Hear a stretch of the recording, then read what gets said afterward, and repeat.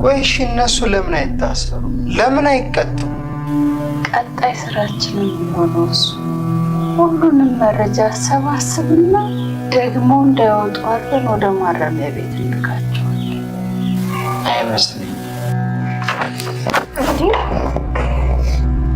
አንቺ አረመኔ! አንቺ ማን ስለሆንሽ ነው? ማንሽና ነው እኔ ላይ የምትጫወቹ? ንገሪኝ። አንቺ አውሬ! የተቀበረች መስሎሽ ቀጥ ብለሽ መጣሻ። የኔ አንጀት እንደተቃጠለና እንዳረረ የሚቀር ይመስልሻል? ሰምኛለሽ? ከዚህ በኋላ አንቺም ጠላቴ ነሽ። ቆይ እንዴት አይነት አውሬ ነሽ አንቺ? ቆይ ምን አይነት ሰው ነሽ? ልሁን ደግ አደረኩ። ይኸውልሽ ከዚህ በኋላ ደግመሽ እንዳትጠቂ። ሰምኛለሽ? ያ መርፌ አንቺ ላይ መሰካት ይነበረብኝ። ቆይ አንቺ ችግርሽ ምንድን ነው? ሰው በገየ እድሜ ልክሽን ካርቻሌ እንደሆንሽ አታውቂም? አሁንም እኮ ካርቻሌ ባሏን ወሰድሽ፣ ገንዘቧን ወሰድሽ፣ እሷን ደግሞ ስታሰቃያት ኖርሽ። ከዚህ በላይ ምን እንድትሆንልሽ ነው የምትፈልጊው? እሷ ከስቃያ ልትገላገል፣ እኔ ደግሞ ሁሌ ከህመሜ ጋር ከቁስሌ ጋር ልኖር። ይህማ በጭራሽ ፍትሃዊ አይደለም። እና ታዲያ ይሄንን ከአለሜ ጋር ምን ያገናኘዋል? ሁሉም የእሷ ስራ ነው፣ ሁሉም። አንቺ ግን ያምሻል? አዎ ያመኛል። ይኸውልሽ ቱት፣ አንቺ አይደለሽ ትኩረት። ስለዚህ በቃ ተይኝ። ሰምኛለሽ? ብዙ ማታውቂው ነገር አለ። ስለዚህ ተይኝ በቃ። ከዛ ጊዜ ጀምሮ ከቤት ወጣሽ። የሆነ በቀል ላይ ነሽ እንዴ? ሂዊ፣ ማንን እበቀላለሁ ብለሽ? ግርማን። ሂዊ፣ ስሙን አትጥሪብኝ። ባገኘው ማደርገው ነው። አንቺ አታሳይኝ። እኔ እንኳን ብዙም አላውቀውም፣ ማሳየትም አልችልም። መራመድ አልችልም። በጣም ኧረ ችግር የለም። ቤት እንዴት ነው የምታውቂው? እኔ እሷን ለመጀመሪያ ጊዜ የገዛ አልጋዬ ባሌ ካልኩት ሰው ጋር ተኝታ። አባዬ ከቤት ጀርባማ የሆነ ነገር አለ። እንዴት? ያለ ምክንያት እሷ ላይ እንደዚህ እንደማትሆን እኮ ግልጽ ነው። ምንም በይ ስታደርጊ እናቴ ለማንም ክፉ ሆና አታውቅም። ናቲ ከቤቲ ጀርባ ምን እንዳለ ቤቲ አለሜ ላይ እንደዚህ ክፉ የሆነችበትና አለሜ ልትበቀላት የፈለገችበትን ምክንያቷን ናቲ አወቀ። ወይዘሮ አለሜ የና ቤቲን እህት ጎታታለች ወይም በድላታለች። ታዲያ ቤቲ ለገንዘብ ብላና ወይዘሮ አለሜን ለመበቀል ነበር ወደ አቶ ጊዜ የገባችው።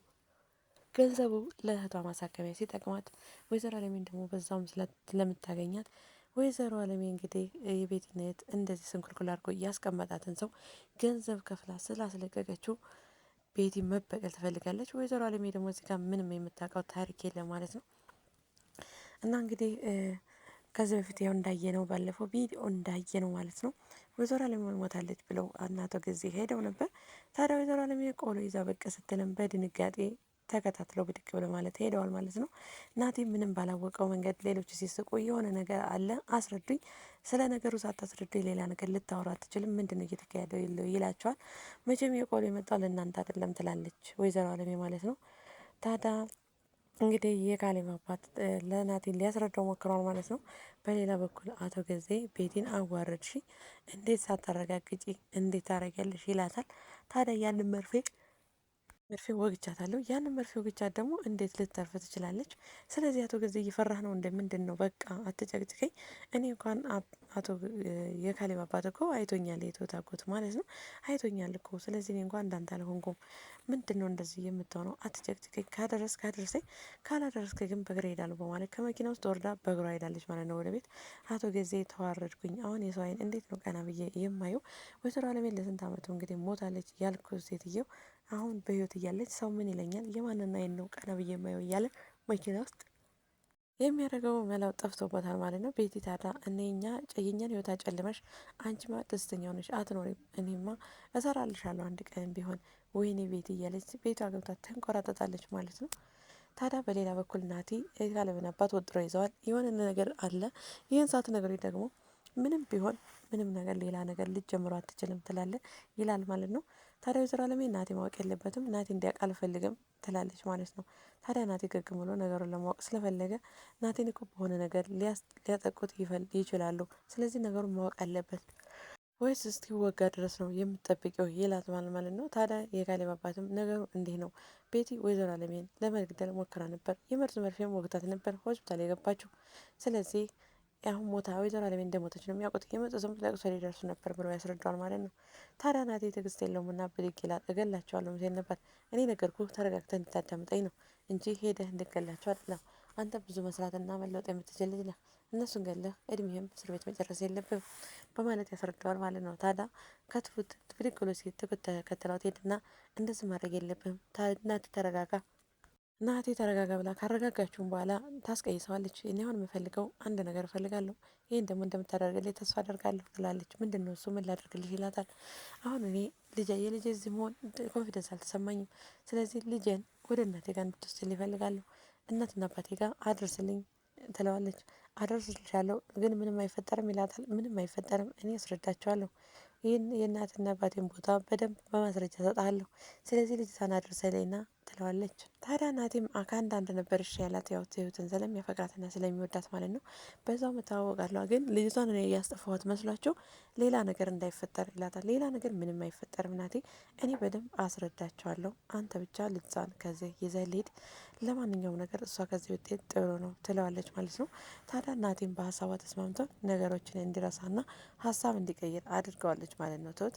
ታዲያ በመቀጠልም ወይዘሮ አለሜ ትወጣና አሁንም ናቲን ልጄ አንተም ገና ማደግና ሮጠ ያልጠገብክ ገና ልጅ አንድ ፍሬ ያላየህ ልጅ ወልደህ እኔን የልጅ ልጅ የምታሳይ ልጅ ነህና ከነኝህ ከተንኮለኞች ሰዎች ጋር እድሜያቸውን በልተው ከጨረሱ ሰዎች ጋር አትተናኮል፣ አንተ መኖር ትፈልጋለህ ትለዋለች ማለት ነው። እንደዚህ እየተበደሉ መኖር ምን ያደርጋል ይላታል። እንኳን አይደለም እኔ ወንድ ልጅ ይቅርና ሴት ልጅ እንኳን ብትኖርሽ ይህም ሰምታ ወይም የናይታ ዝም የምትል ይመስልሻል? ዝም ብላ የምትቀመጥ ይመስልሻል? ይላት ትላታል ማለት ነው። ታዲያ ለማንኛውም እነሱ የማይጠየቁትና የሆነ ነገር የማይደረጉት ለምንድን ነው ሲላትም ይጠየቃሉ። ወደፊት የምናደርገው እነሱን ወደ ከልሰር ላይ ማስገባት ስለሆነ እናስብበታለን እና ቀስ ብለን እንሰራለን። አንተ ለማንኛውም ተረጋጋ፣ ሄደህ እገላለሁ ብትል አባትህ ደግሞ ተንኮለኛና ከባድ ሰው ነው፣ አንተን ይደፋሃል፣ ያ ማለት እኔ ተጎዳው ማለት ነው ትለዋለች ማለት ነው። ታዲያ ይህን ካለች ካሳመነች በኋላ ናቲ ይረጋጋል ማለት ነው። እንግዲህ ተረጋግቶም እያለ የትሁትን ልጅ እግሯ አድርሶ ሲመለስ ማለት ነው ትሁት ወደዛ ወደ ገዛ ቤት ገብታ ነበር። እኔም ማሰራላችኋለሁ በማለትም ታዲያ ኪችን ገብታ ስራዋን እየሰራች እያለ ቤቲ መጣ ታንቃታለች ጉሮሯ ማለት ነው። አንቺ ግን በእኔ ላይ ምን አይነት ድራማ ነው የምትሰሪው? ማን ስለሆንሽ ነው የምትጫወቺው? ስትላት ነበር። አለሜን ባሏን ነጠቅሽ፣ ገንዘቧን ወስሽ፣ ከዚህ በላይ ምን ታርግሽ? እንደዛ አይነት ግፍ የምትሰሪባት ደግሞ ልትገያት እየሞከርሽ ትላታለች ማለት ነው። አንቺ የኔን ባክግራውንድ ምን ታውቂያለሽ? እኛ ህይወታችንን አጨልማብናል ስትልም ነበር። ታዲያ ይህን ካለችን በኋላ ትሁት እንግዲህ ግራ ተጋብታ ምንድን ነው ከኋላ ያለው ነገር በማለትም ቤቲ እንግዲህ ስልክ ስታወራ ሰምታለች። እህቴ ጠብቂኝ እዛ በቀደም ቦታ እንገናኝ ብላ ቤትም ስልክ ደውላ ከቤት ስትወጣ ትሁት ተከትላት ነበር ከኋላ ማለት ነው። ታዲያ ከእህቷ እንደተገናኘች እና እህቷ መቀመጥ መነሳት እንደማትችልም አውርተው እንግዲህ ማሳከሚያ ገንዘቡን እንዳዘጋጀች እና ቀጠሮ እንዲያሳዘችላት ካወራቻትም በኋላ ቤቲ ተመልሳ ትሄዳለች ማለት ነው። ታዲያ ቤቲ ተመልሳ ስትሄድ ትሁት የቤቲን ጠጋ ብላ ስታወራትም ነበር። ታዲያ ካወራቻትም በኋላ አካለ ጎደሎ እንደሆነችና ወይም ደግሞ መንቀሳቀስ እንደማትችል አስረድታታለች ማለት ነው። ታዲያ ይህን እንደዚህ ያረጋት ግርማ እንደሆነና እኔ እኮ እንደዚህ ከሆንኩ በኋላ ቤቲ ለበቀል እንደወጣችና በዛው ወጥታ እንደቀረች ለአንቺ ግን በቀል ላይ ነሽ እንዴ እያለችም ስጠይቃት ትሁት ሰምታ ነበረ። ታዲያ ትሁት ትልቅ ጥርጣሬ ገብቷታል። ይህ አለሜ የሆነ ነገር አድርጋለች፣ የቤትን እህት የሆነ ነገር አድርጋለች። ስለዚህ ቤት እያለ ደህናዋ እንደዛ ታረጋችልን በማለት አለሜ መጥታ ቤትን የት ነው ከዚህ ቤት የምታውቂ ስትላት ነበር።